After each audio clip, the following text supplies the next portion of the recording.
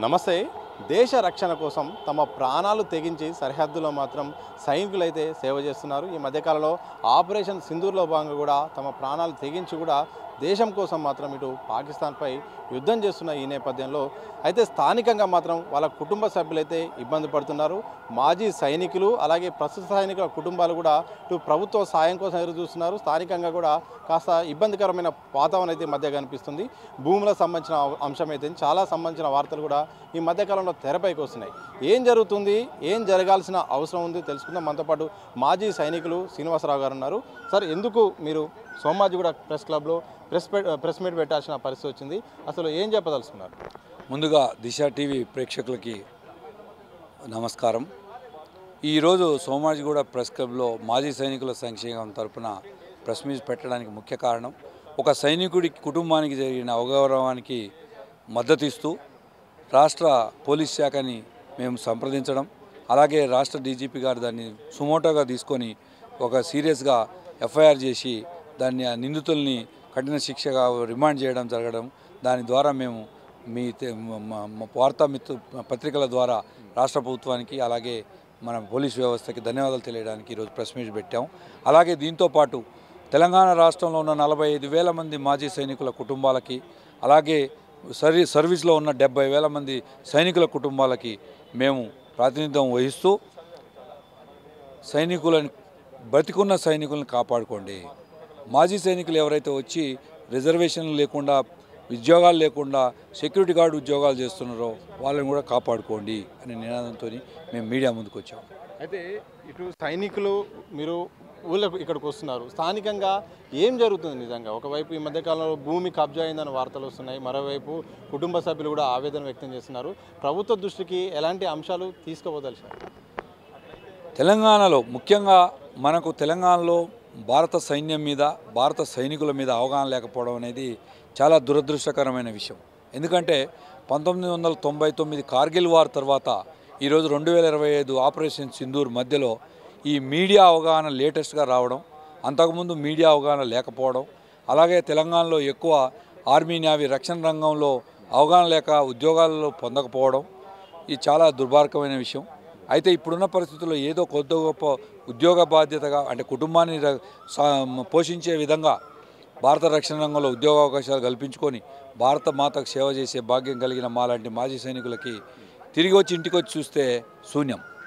ఒకవేళ మాజీ సైనికుడికి అంటే ఒక హవల్దార్ కింది క్యాడర్లో ఉన్న సైనికులకి పునరావాస కేంద్రంగా 1956 నుంచి ఒక జీవో ఏర్పడింది.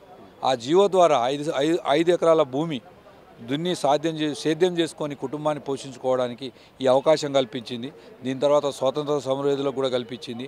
కానీ స్వాతంత్ర సమరయోధులు కొద్దిమంది ఉండడం, వాళ్ళు ఎప్పుడో వాళ్ళ కాలం చెందారు.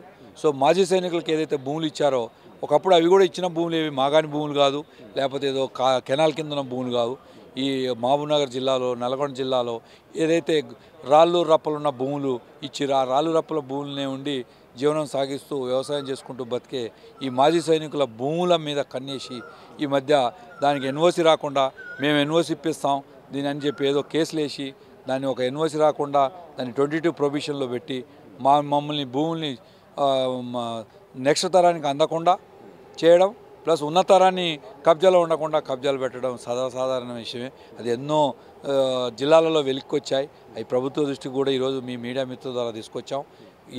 మేము ఒక కలెక్టర్ ర్యాంకులో ఉన్న అధికారి ఈ ఎన్ఓసి ఇవ్వడానికి అర్హుడు, కానీ మేము సిసిఎల్ఏ మన చీఫ్ సెక్రటరీ లెవెల్లో వెళ్ళినా కానీ ఈరోజు ఎన్ఓసి ఇచ్చే భాగ్యం లేదు ఈ రాష్ట్రంలో.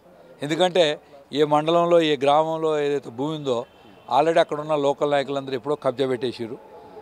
అక్కడికి వెళ్ళి ఆ మాజీ సైనికుడు కనుక వెళ్ళి ఏదైనా చేద్దామనుకుంటే బెదిరించడం, పంపించేయడం, కొట్టడం, లేకపోతే మేము ఎన్ఓసి తెస్తామని చెప్పి అగ్రిమెంట్ రాయించుకొని దాని మీద కబ్జాకి వెళ్ళిపోవడం. సో ఇలాంటి సంఘటనలు సరామామూలే. సరిహద్దుల్లో ప్రాణాలకు తెగించి మీరు సర్వీసు చేస్తుంటారు. మీరు రిటైర్ అయిన తర్వాత ఎలా ఉండాలి సమాజం కానీ, ప్రభుత్వాలు కానీ ఎట్లా ఉండాలి? అలాగే కొంతమంది సైనికులు డ్యూటీలో ఉండగానే కుటుంబ సభ్యులు కూడా ఇబ్బందికరమైన పరిస్థితులు వస్తున్నాయి. ఈ నేపథ్యంలో కేంద్ర రాష్ట్ర ప్రభుత్వాల నిర్ణయాలు, ప్రభుత్వం అలాగే ఆర్మీ కూడా వాళ్ళకు ఎలాంటి సౌకర్యాలు ఎట్లా ట్రీట్ చేయాలి?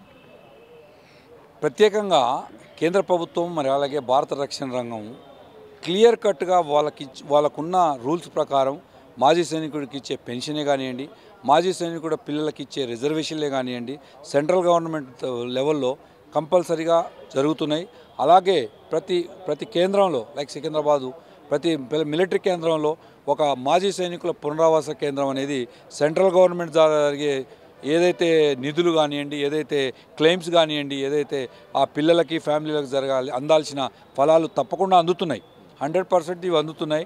ఆ డిపార్ట్మెంట్లు పెన్షన్లు కానివ్వండి, పిల్లలకు కావాల్సిన కళ్యాణ లక్ష్మి పథకాలు లాంటి పథకాలు కానివ్వండి, లేకపోతే చనిపోయిన మాజీ సైనికుల భార్య వితంతువులకు పెన్షన్లే కానివ్వండి, అవన్నీ స్టేట్ గవర్నమెంట్ ఇవ్వదు, సెంట్రల్ గవర్నమెంటే ఇస్తుంది. అవి సెంట్రల్ గవర్నమెంట్ నుంచి ఎలాంటి కాంప్లైంట్ లేదు.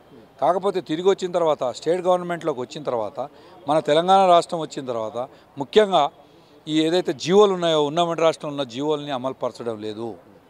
ఆ అమలుపరచాలని మేము కోరాము ఈరోజు పత్రికాముఖంగా.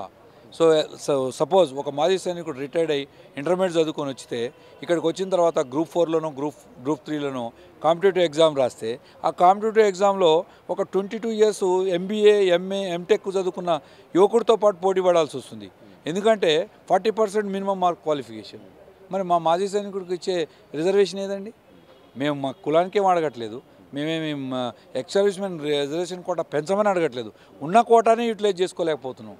రీసెంట్గా జరిగిన పోలీస్ ఉద్యోగాలే కానివ్వండి, అలాగే గ్రూప్ 4 ఎంప్లాయీస్లే కానివ్వండి, దాదాపు మా కోటాకు రావాల్సింది దాదాపు 800 మందిలో దాదాపు 150 మంది కూడా మేము ఉద్యోగం పొందలేదు.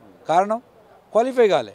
20 సంవత్సరాల వయసులో చదవాల్సిన విద్యార్థి సైన్యంలో 20 సంవత్సరాలు ఉద్యోగం చేసి వచ్చిన తర్వాత 45 సంవత్సరాల్లో మరి అశోక్ నగర్లో దిల్షీ నగర్లో కోచింగ్ సెంటర్లో కూర్చొని మామూలు MTech BTech స్టూడెంట్ తోటి ఎట్లా కంప్లీట్ చేయగలం? అది గవర్నమెంట్ ఆలోచించాలి. పాలసీలు చేసినప్పుడు ఆ పాలసీని ఎలా రిలాక్సేషన్ ఇవ్వాలో, ఒక SCకి ఒక STకి ఒక BC నిరుద్యోగ యువనికి ఎలాంటి రిజర్వేషన్ ఉన్నాయో ఒక మాజీ సైనికుడికి అడుగుతున్నాం. మేము అదే ఇప్పుడు సపోజ్ ఏ కులం అయితే ఉందో ఆ కులంలోనే వస్తాం. కాకపోతే మేము రిజర్వేషన్ కాంపిటేటివ్ ఎగ్జామ్కి వచ్చేసరికి మాకు 40% మినిమం ఉత్తీర్ణత శాతం ఎందుకు ఉండాలి? సో కాబట్టి ఆ జీవోని సడలించాలని ఎన్నోసార్లు కోరాం, కేసులు వేసాం, కేసులకు కూడా ఎలాంటి స్పందన లేదు. సో మేము ఇప్పటికి కూడా కోరేది ఏంటంటే రాష్ట్ర ప్రభుత్వాన్ని, మేమేం కంప్లైంట్లు చేయట్లేదు, మేమేం ధర్నా చౌకలకు వెళ్ళి ధర్నాలు చేయము. మాజీ సైనికులకు ఇవ్వాల్సిన గౌరవం ఇవ్వండి, వాళ్ళ కుటుంబాలకు రక్షణ కల్పించండి, వాళ్ళకి ఇవ్వాల్సిన ఏదైతే మాజీ సైనికుల భూములకు NOCలు కలెక్టర్కి పవర్స్ ఇచ్చేసి వాళ్ళ కలెక్టర్ ద్వారానే ఇచ్చేసేయండి. లేకపోతే అసలు 22Bలో ఎందుకు మీరు రిస్ట్రిక్ట్ చేసి పెట్టారు? 5 సంవత్సరాల తర్వాత 10 సంవత్సరాలతో అమ్ముకునే జీవో ఉంది కదా, దాని ప్రకారం MRO దాన్ని రిజిస్ట్రేషన్ చేస్తారు కదా, మరి ఎందుకు దానికి రిస్ట్రిక్షన్ పెట్టారు? సో ఇది ఈ 21వ శతాబ్దంలో, ఈ ఎలక్ట్రానిక్ యుగంలో, ఈ కాంపిటేటివ్ యుగంలో ఆలోచించాల్సిన విషయం. మిత్రులు పత్రికా మిత్రులు కోరేది ఏంటంటే మీరు దీన్ని ప్రభుత్వం దృష్టికి తీసుకెళ్ళండి. మీరు ఏదో ఒక యాక్సిడెంట్ అయితేనో, లేకపోతే ఒక రేప్ కేసు అయితేనో, లేకపోతే ఒక పబ్లిక్లో ఇష్యూ అయితేనో 100 సార్లు తీసుకెళ్లే ఉద్దేశం ఉంది కాబట్టి మీ దగ్గర కూడా వచ్చి మీ వాయిస్ తీసుకుంటున్నాం. సో 100 సార్లు రిపీట్ చేసి స్క్రోలింగ్ చేసి సోషల్ మీడియాలో ఇస్తారు. కనీసం మా మాజీ సైనికులకు కావాల్సిన సదుపాయాలు, మా సైనికులకు కావాల్సిన సదుపాయాలు, అలాగే రాబోయే యువతకి మేమేం చేయగలం, రేపటి యువతకి మాజీ సైనికుల సర్వీస్ని ఎలా ఉపయోగించుకోవాలనేది గవర్నమెంట్ ఆలోచించాలి. మేము స్వచ్ఛందంగా పనిచేయడానికి ముందుకు వచ్చినాం. 100% ఎవరు ఉద్యోగాలు చేయట్లే. ఈ ఉద్యోగాలు చేసి రిటైర్ అయిన వాళ్ళు కూడా ఉన్నారు, మళ్ళీ జనజీవన సమితిలో కలిసి. ఇప్పటికీ మేము సర్వీస్ చేయడానికి రెడీగా ఉన్నాం. కాబట్టి దయచేసి రాష్ట్ర ప్రభుత్వం ఏదైతే ఈ తెలంగాణ స్టడీ సర్కిల్, లేకపోతే క్యాస్ట్ల study circle, SC study circle, ST study circle లాగా ఒక సర్వీస్మెన్ స్టడీ సర్కిల్ పెట్టండి, కోచింగ్ ఇవ్వండి, భారత రక్షణ రంగంలో సైనికులకు అవకాశాలు కల్పించడానికి పంపేయండి. ఏదైతే ఇప్పుడు అగ్నివీర్ స్కీమ్ ఉందో అగ్నివీర్ స్కీమ్ని నెగిటివ్గా చూడకండి, పాజిటివ్గా చూడండి. యువతని ఎక్కువ సైన్యంలో చేరడానికి అవకాశం ఇవ్వండి. బయటకు వచ్చిన ఈ అగ్నివీరు సైనికుల్ని స్టేట్ గవర్నమెంట్ రిజర్వేషన్ అవకాశాలు కల్పించండి. మళ్ళీ 9 నెలల ట్రైనింగ్ ఎందుకు ఇవ్వాలి నువ్వు పోలీసులో రిక్రూట్మెంట్ చేసి?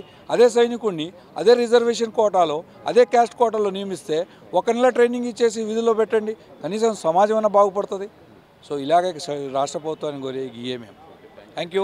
జై హింద్. ఇది మాజీ సైనికులకు గౌరవం దక్కాల్సిన అవసరం ఉంది. ప్రభుత్వాలు కూడా ఆ రకంగా ఆలోచించాలి. ఎందుకంటే దేశం కోసం సరిహద్దుల్లో మేము ప్రాణాలు తెగించి అక్కడ మేము కాపాడే ప్రయత్నం చేస్తున్నాము. ఆ నేపథ్యంలో మేము రిటైర్ అయిన తర్వాత గ్రామాల్లోకి వస్తే, మా ఇంటి దగ్గరికి వస్తే మాత్రం రాష్ట్ర ప్రభుత్వాల నుండి సరైన గౌరవం దక్కట్లేదు. గౌరవం దక్కాలి, ఫెసిలిటీస్ కూడా కల్పించాల్సిన అవసరం ఉంది.